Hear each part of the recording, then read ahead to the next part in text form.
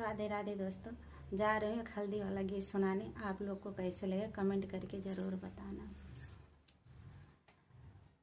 कोयलारी तू ही बड़ी रानी रे, यार कहवा कहर दिशा चारू मोरी रानी रे, अरे कहवा कहर दिशा चारू मोरी रानी रे।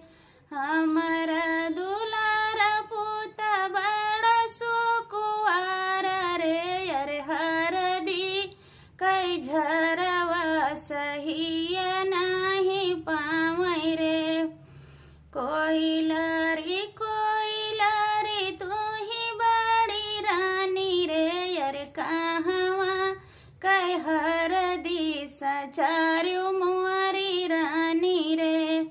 हमारा दुलार बेटा बड़ा सुकुआर रे, यार हरदी कई झरवा सही नाही पावै रे।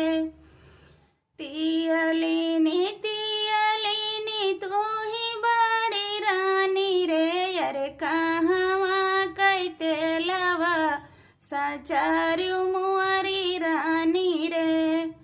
तियलिनी तू ही बड़ी रानी रे, यार कहवा कई तेलवा सचारू मोरी रानी रे।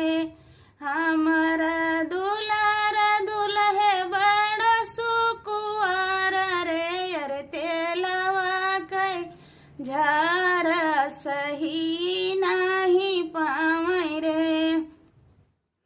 हमारा दुलारा भैया बड़ा सुकुआर रे, यार तेलवा कई झारा सही